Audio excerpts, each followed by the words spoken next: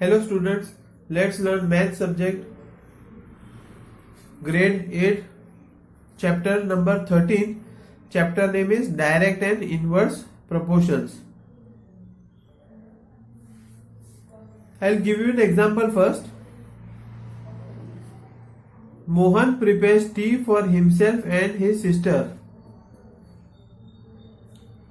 कितना ml पानी लेते हैं? 300 ml पानी लेते हैं, 2 चम्मच शक्कर डालते हैं, 1 चम्मच चाय पत्ती डालते हैं एंड 50 लीटर ऑफ मिल्क डालते हैं, 50 millilitre sorry.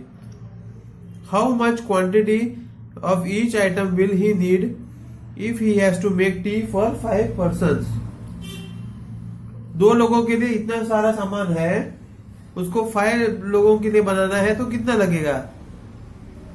So what you will do, you will multiply, you will take out a ratio for 2 people. If he needs 300 ml water, 2 people he needs 300 ml water, for 5 people he will need how much? So it will increase. When the number is increasing, the quantity will also increase. Now if you multiply 5 by 300, you will get 1500. The answer you will have to divide by 2, then you will get the quantity of water required for 5 people. Here you must have observed, as the number of people increases, the quantity also increases. So it is said to be in direct proportion. When one quantity is increasing, simultaneously other quantity will also increase. I will give you one more example. If we go to a market and buy 1 kg of sugar, suppose the price is 36 rupees for 1 kg, and if we want to buy 3 kg of sugar, what will be the price? You will have to multiply the quantity by the amount. So 3 into 36, that is 108 rupees it will cost. A very nice chart table is drawn for you. The top row is containing weight of sugar in kg. 1 kg cost is in the second row, cost is 36 rupees. If you want to purchase 3 kg of sugar, the price will be 3 times of 36 into 3. So you just have to multiply, right? 5 into 36 will give you 180, like this. 10 into 36 will give you 360, like that. So now, on observing these 2 examples, you have come to know that they are in direct proportion. That is, we can write as x1 is a number, y1 is a number, and if you increase x1, it becomes x2, and when you increase y1 in proportion to this number, it will become y2.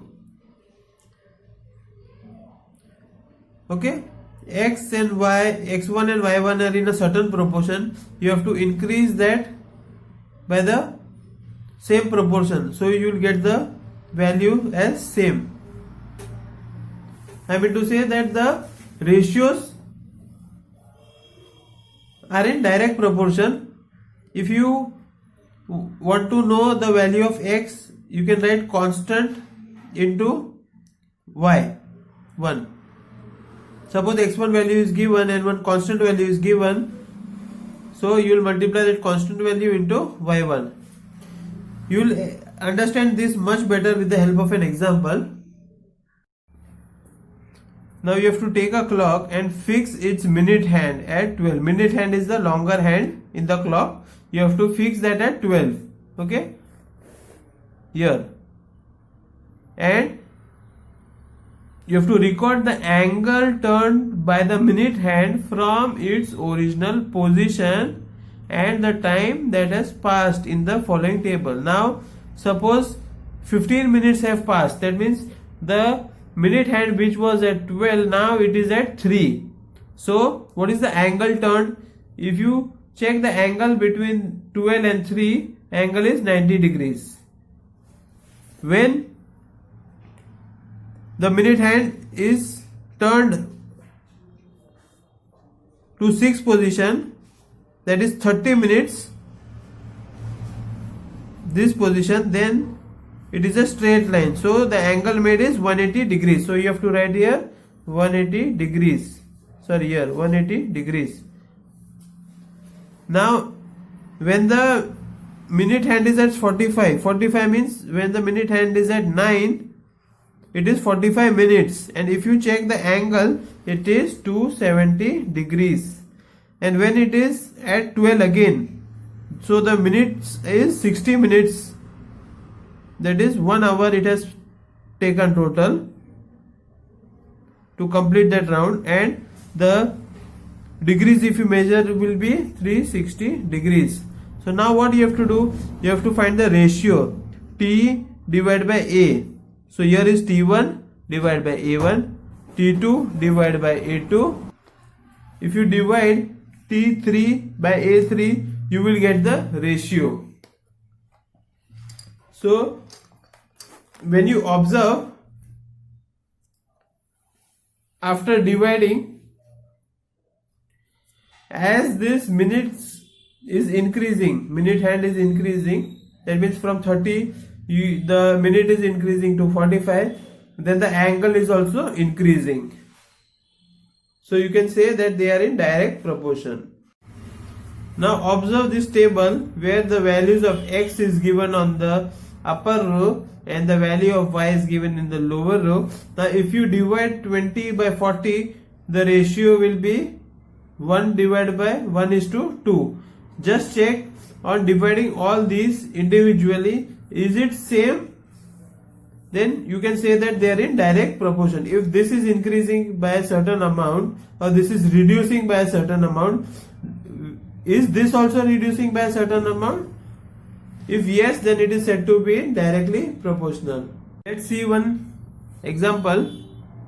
It is given the cost of 5 meters of a particular quality of cloth. Cloth length is 5 meters, the rupees is 210. Tabulate the cost of 2 rupees, 2 meters, 4 meters, 10 meters, 13 meters of the cloth of the same type. So we'll tabulate in this fashion. X is the length of the cloth and Y is the rupees. So for 5 meters the cloth is costing 210 rupees. So for 2 meter length of cost, what would be the 2 meters length of the cloth, what would be the amount? So we'll tabulate in this form and we will use the ratio formula. The ratio is x1 divided by y1 equal to x2 divided by y2. Now here x1 is what, 5 meters, and y1 the cost is 210 meters, x2 is how much, 2 meters. So we have to find out y2. So what is the formula? Just substitute the values in this equation or this formula. X1 is 5, in place of y1 write 210, in place of x2 write 2, y2 value is unknown. So how will you solve y2 value? Opposites are to be multiplied, and you don't have to multiply y2 with this, you just write 5 as the denominator. When you solve this, you get the value of y2 as 84. Similarly, you can find values for 4, 10, 13. Now let's solve exercise 13.1. It says that following are the car parking charges near a railway station. They charge 60 rupees for 4 hours, they charge 100 rupees for 8 hours, they charge 140 rupees for 12 hours and 180 rupees for 24 hours. So let's see what their ratio works out to. Now if we divide 4 divided by 60 and check the ratio and compare it with this 8 divided by 100, we compare it with 12 divided by 140, 24 divided by 180, they are not in direct proportion. That means when we divide, their ratios are different. So we can write that the parking charges are not in direct proportion to the parking time. They are different from that. Now let's solve sum number 2 of 13.1 exercise. We are given the ratio of red pigment to the base, that is 1:8 is given. We have to find out what parts of base is needed when we use 4 parts of red pigment. Okay, so first we will solve the ratio which is given as 1/8, so that 1/8 is constant. In the parts of base we'll write x, we'll solve it. Now if you add one part of red pigment, you will get 8 parts of, you will have to add 8 parts of base. Sorry, you will get 8 parts of base. Now if you add,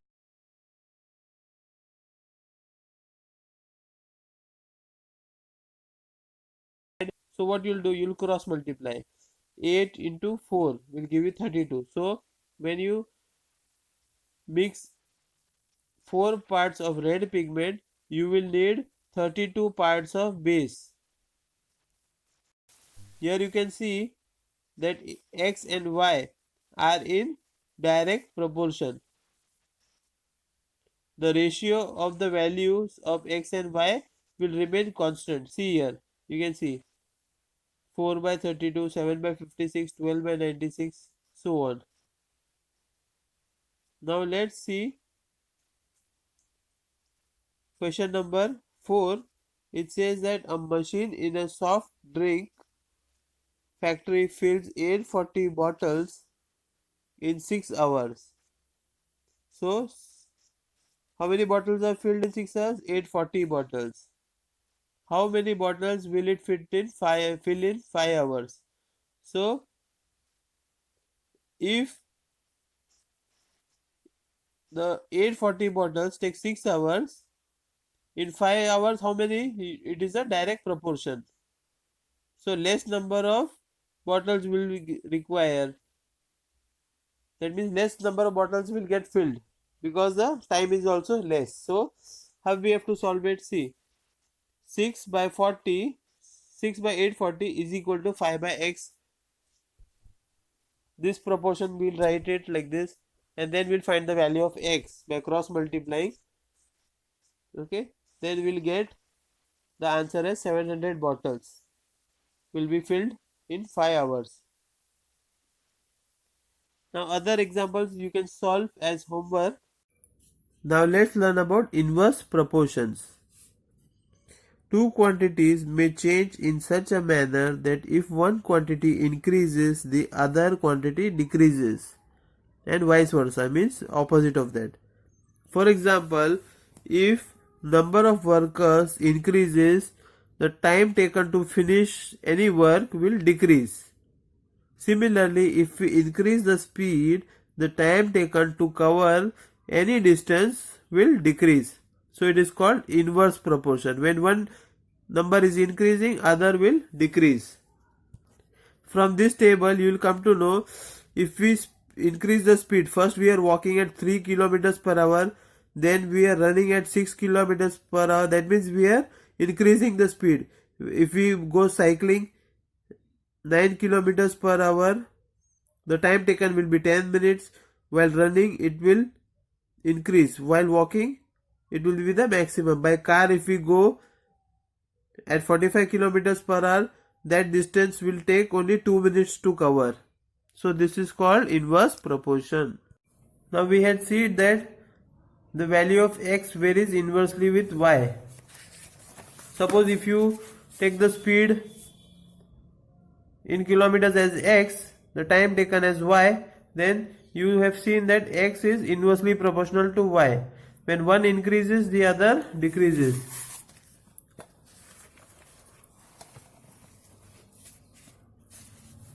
We thus say that x varies inversely with y varies inversely with x. So by this we have obtained the equation xy equal to constant.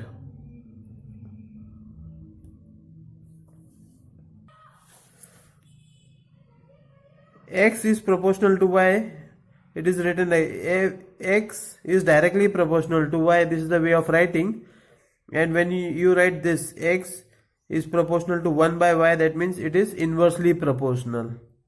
This is directly proportional. This is the method of writing.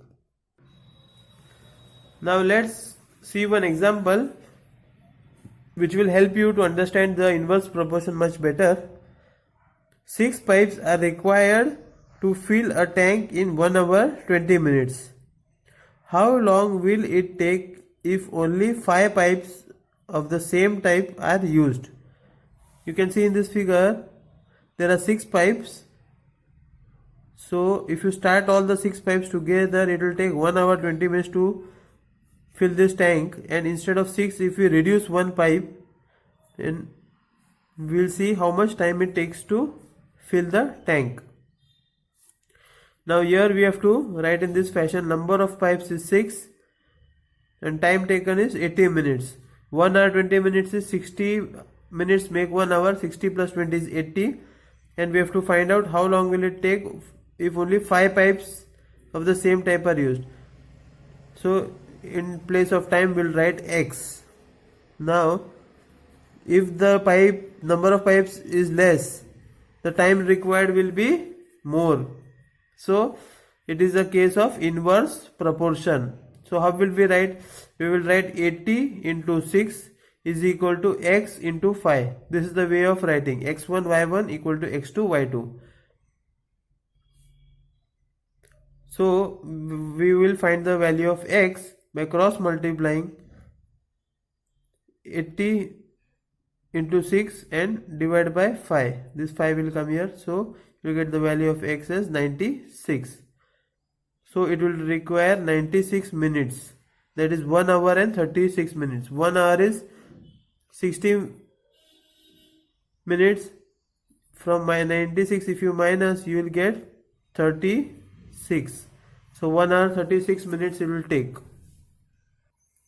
While solving all these problems, you have to first determine whether it is inverse proportion or direct proportion. If it is inverse proportion, you have to directly multiply the upper number and the below number and equal to, this is 125.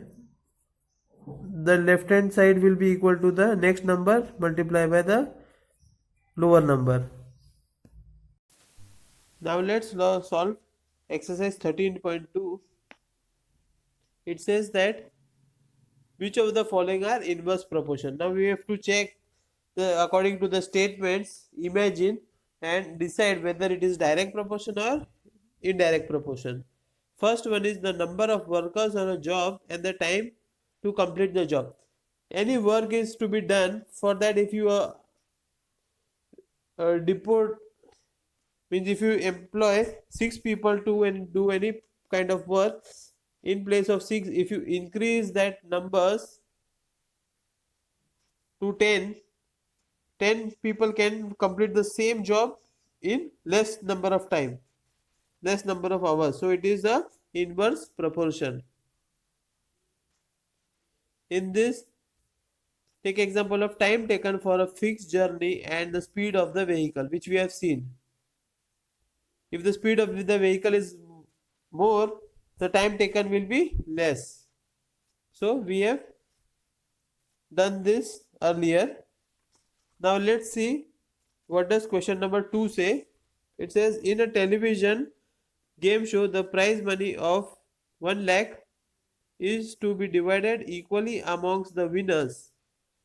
Complete the following table and find whether the prize money given to an individual winner is directly or inversely proportional to the number of winners.